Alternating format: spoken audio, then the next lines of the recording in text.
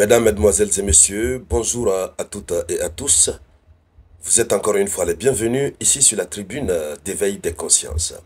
À la une de l'actualité internationale, en ce jour 12 juin 2025, c'est le jour de la fête nationale de la Russie, la déclaration d'indépendance de la Russie. C'est un grand jour historique, un jour mémorable qui permet à la Russie de fêter sa souveraineté. Mais un fait a surpris le monde. Les États-Unis d'Amérique, qui ont l'habitude d'avoir un regard très critique vis-à-vis de la Russie, les États-Unis d'Amérique continuent dans leur trahison de l'Occident. Les États-Unis d'Amérique ont félicité la Russie pour tout ce que la Russie fait. C'est-à-dire, l'Occident n'en revient pas. Après la première trahison, qui a consisté à laisser l'Ukraine de côté et à commencer à négocier directement entre les deux parties russes et américaines, voici maintenant des félicitations chaleureuses qui sont adressées, évidemment, à la Russie. Alors, c'est une situation qui fait très mal, qui fait très mal à l'Occident. L'Occident n'arrive pas à comprendre. Pendant que la Russie est en pleine guerre avec l'Ukraine. Alors, il s'agit de quoi concrètement, mesdames, mesdemoiselles et messieurs?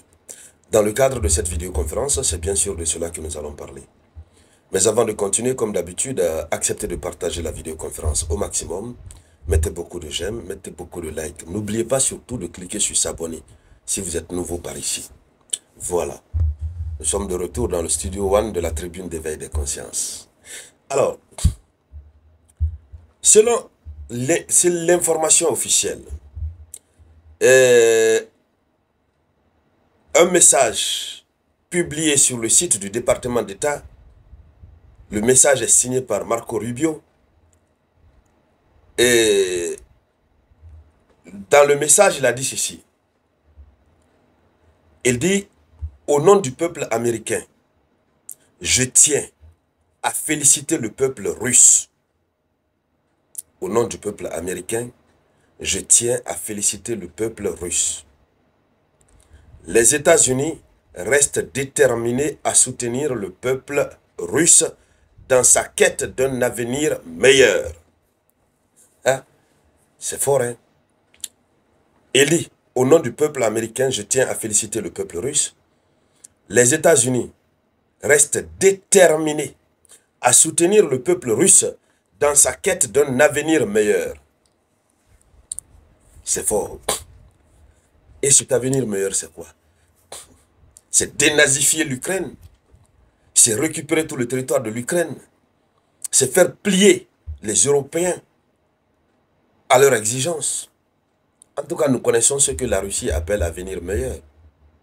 Donc, ça veut dire qu'officiellement, l'Amérique soutient la Russie. C'est ce que ça veut dire. Ce n'est pas tout. Ce n'est pas tout. Le secrétaire d'État américain, au-delà des félicitations qu'il a adressées au peuple russe à l'occasion de cette fête nationale, il a aussi dans un autre message publié sur le site du département d'État, Marco Rubio a également exprimé sa volonté, ou du moins, pas sa volonté, mais il a exprimé la volonté des États-Unis d'engager un dialogue constructif avec la Russie pour parvenir à une paix durable entre la Russie et l'Ukraine. Là, sur ce plan-là, on est d'accord. Ça a toujours été la ligne droite que l'Amérique suit. Comment envoyer une paix durable entre la Russie et l'Ukraine. Mais il y a un seul mot qui doit attirer notre attention ici. La paix durable. Le mot durable, ce n'est pas anodin. Et ce n'est pas pour nous rien que ça doit attirer notre attention. Si l'Amérique utilise ce mot, c'est un mot que l'Amérique a emprunté à la Russie. C'est un mot qui émane de la Russie. Oui, c'est la Russie. C'est la Russie qui utilise le mot durable. On peut le voir en simple mot. mais c'est un mot compliqué qui rend la tâche compliquée à l'Ukraine. Pour une paix durable entre l'Ukraine et la Russie, il faudrait que l'Ukraine retire ses soldats des 4 régions naturelles. L'Ukraine doit retirer des 4 régions qui ont été conquises par la Russie. Pour qu'il y ait la paix durable, l'Ukraine doit abandonner totalement l'idée d'intégrer l'OTAN. Pour qu'il y ait la paix durable, l'Ukraine doit accepter de refuser de faire développer son arsenal militaire et de recruter beaucoup de personnes dans son armée. Pour qu'il y ait la paix durable, les partenaires occidentaux de l'Ukraine doivent arrêter de lui fournir des armements. Pour qu'il y ait la paix durable, il faut instaurer le russe comme étant seconde langue nationale officielle, enseignée dans les écoles de l'Ukraine. Pour qu'il y ait la paix durable, il y a tellement d'exigences.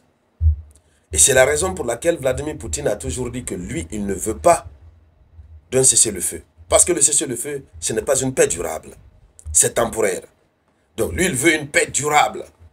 Oui, qui va être signée et contre-signée par l'ONU. Donc si l'Amérique emprunte ce mot, ça veut dire que l'Amérique est tout à fait dans la logique et dans toutes les conditions de la Russie. Donc l'Amérique n'est pas dans l'idéologie des partenaires occidentaux ou alliés européens de l'Ukraine. Voici ce qui fait très mal aux Occidentaux, qui crient partout à la trahison. Cette déclaration faite aujourd'hui, ça fait couler assez d'encre et de salive. Partagez-moi cette vidéo. Donc, mais de l'autre côté, certains commentateurs estiment que l'Amérique le fait avec les raisons pour lesquelles l'Amérique est en train de le faire. Premièrement, c'est parce que l'Amérique a une volonté de désescalade. L'Amérique ne veut pas que l'escalade continue, le contenu continue de s'amplifier. Donc, il pourrait s'agir d'une tentative de Washington de trouver des voies de communication avec Moscou, reconnaissant que le conflit ne peut être résolu uniquement par des moyens militaires. Donc, Washington reconnaît qu'on ne peut pas résoudre le problème par des moyens militaires, il faut passer par la diplomatie. Deuxièmement, ça peut être une pression interne et externe.